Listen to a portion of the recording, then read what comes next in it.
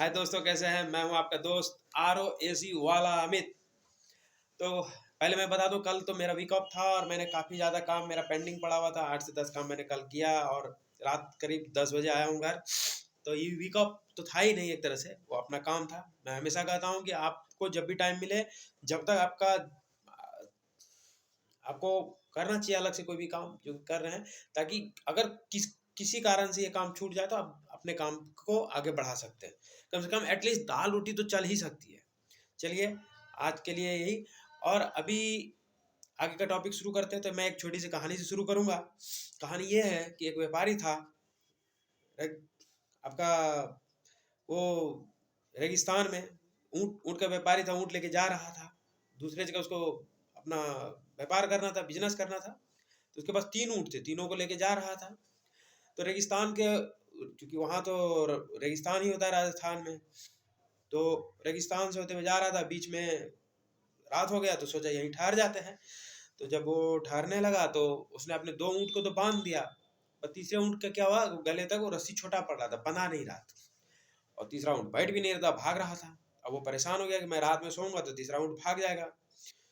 बहुत परेशान था। तभी एक फकीर उधर से जा रहा था, तो उन्होंने व्यापारी से पूछा कि क्या समस्या, आप इतने परेशान क्यों हैं? तो व्यापारी ने कहा, समस्या ये है कि ये रस्सी जो है इसका छोटा पड़ रहा है तीसरे ऊँट का, जिसके कारण से बैठ नहीं रहा, इधर उधर भागे जा रहा है। तो बोला ठीक है, आप एक काम कीजिए, इसको एक नाटक कीजिए कि आपने रस्सी बांध दिया है, ऐसे हाथ में लगाइए और कुत्ते को वहां पे रस्सी बांध दीजिए। बोला इससे क्या होगा? बोला आप बांध के तो देखिए। तो उसने रस्सी बांध दिया, जैसे गले में नाटक किया बांधने का, और बाकी का रस्सी जो बचा हुआ था नीचे उसको ऐसे लपेट दिया। ऊँट वहीं पे बैठ गया। और जब ऊँट बैठ गया, तीनों बैठ गया, व्यापारी अपने टेंट तंबू में गया, आराम से सोया। सुबह उठा देखा ऊँट बैठा हुआ है सब। तो 2 ऊँट को तो उन्होंने खोल दिया, ऊँट खड़े हो गए। तीसरा ऊँट को उठा रहा है, उठ नहीं रहा है, उसको लात मारे जा रहा है, पीट रहा है, फिर भी नहीं उठ रहा है। परेशान हो गया व्यापारी, ये क्या हो गया, साला रात में बैठा है अब उठ ही नहीं रहा है। तो फिर वही फकीर संयोग से आ रहा था। तो उसने देखा, क्या भाई आप बेजुबान को क्यों मार रहे हो? तो व्यापारी बोला ये उठ नहीं रहा है, बैठा है, उठ ही नहीं रहा, तो फिर मैं जाऊंगा कैसे, मेरा लेट हो जाएगा, मेरा व्यापार में आप जान ही रहे हैं। तो फकीर ने बोला जिस तरह रात में आपने नाटक किया था बांधने का, उसी नाटक खोलने का कीजिए। तो बोला वो तो नाटक था। बोला सेम वही नाटक अभी फिर से कीजिए। तो उन्होंने वैसे नाटक कराया खोलने का, वो उठ के खड़ा हो गया। तो व्यापारी को आश्चर्य हो गया। तो इससे हम आप क्या सीखते हैं, ये सोचने वाली बात है। ये सीखते हैं कि समाज के द्वारा जो काल्पनिक रस्सी हमारे आपके गले में बांधी होती है ना, उस काल्पनिक रस्सी को मत, उसके चक्कर में पड़िए।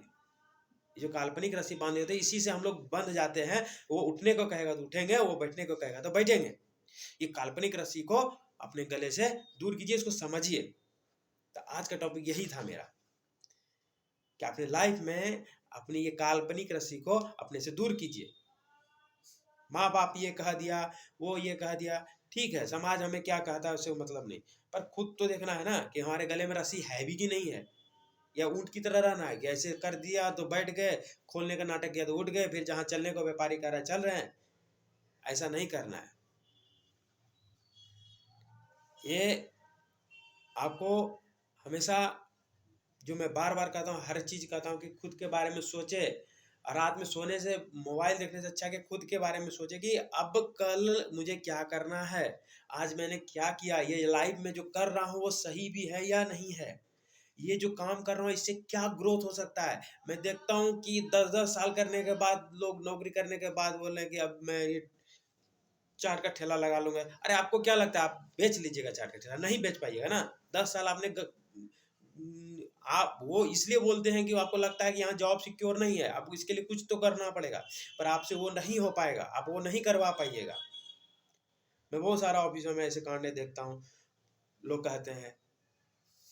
तो खुद को अपडेट कीजिए। मोबाइल में भी आप देखते हैं कि रीसेट मार के अपडेट किया जाता है। इस तरह खुद को अपडेट कीजिए, और आगे एक नई कहानी के साथ फिर से मिलेंगे।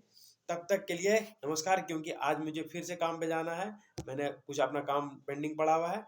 तो धन्यवाद दोस्तों, नमस्कार। और जाते जाते यही कहूँगा कि ROAC वालों को सब्सक्राइब कीजिए। देखते हैं आगे क्या हो सकता है, आगे जैसा भी होगा मैं बताऊंगा। फिलहाल तो कोई टेक्निकल गप यहाँ पे मैं बातें नहीं करूंगा। धन्यवाद, नमस्कार, जय हिंद। अच्छा खाइए, अच्छा सोचिए और अच्छे से सोइए।